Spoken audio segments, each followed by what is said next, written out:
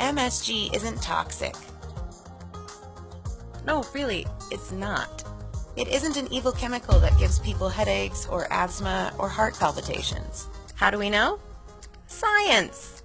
MSG stands for monosodium glutamate, which is a naturally derived compound of sodium and glutamic acid. It's been commonly used in Asian cuisine for decades, and it's also a prominent part of Asian fast food in the US. But you probably know it best from the no MSG signs in Chinese restaurant windows, or from the ubiquitous social media campaigns that warn you about how horrible it is.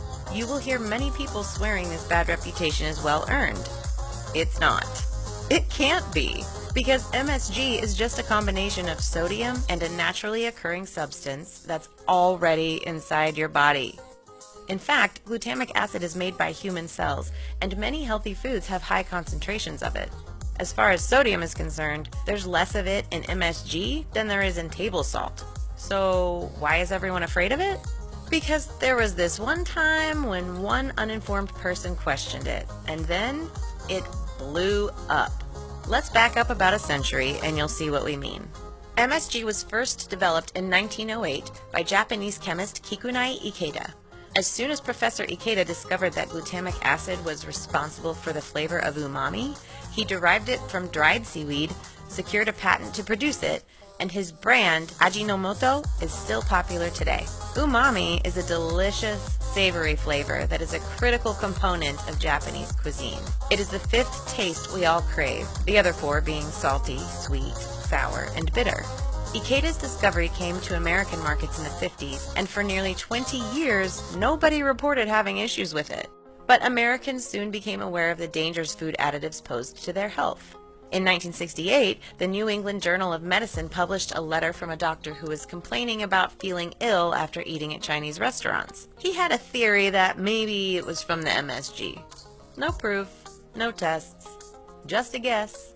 Then, multiple readers responded with similar complaints, so scientists decided to study the phenomenon, and Chinese restaurant syndrome was born. Before long, the list of literature blaming Chinese food and MSG for a host of health problems exploded.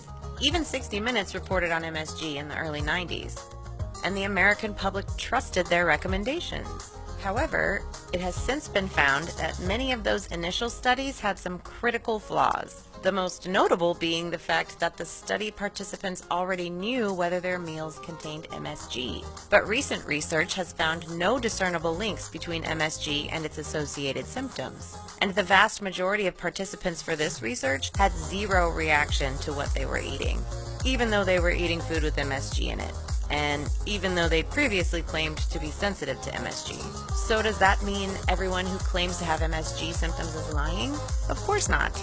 The MSG myth is so pervasive at this point that some people are probably experiencing the nocebo effect, which is basically just the placebo effect in reverse. Instead of, say, taking a sugar pill and believing it made you better, you ate a spoonful of sugar and believed it made you worse. Despite the members of the medical community and the many prominent chefs who are now speaking publicly in favor of MSG, it's still hard to convince the general public. Let's face it, we aren't always entirely rational, and accepting something that conflicts with long-held beliefs can be hard for some people. But knowledge is power. So know this: if you don't want to ingest glutamic acid, you'll have to stop eating fish, meat, eggs, poultry, dairy products, protein-rich vegetables, lentils, and beans at the very least. And you'd want to stop feeding your babies the natural way, because glutamic acid is also found in human breast milk. And if you're afraid of sodium, you'll need to avoid eating anything that contains salt. So that covers pretty much everything. Ultimately, whether you decide to eat MSG or not doesn't matter, and it's your choice to make. What does matter is that you make that choice in the most informed way possible. So, bon appétit!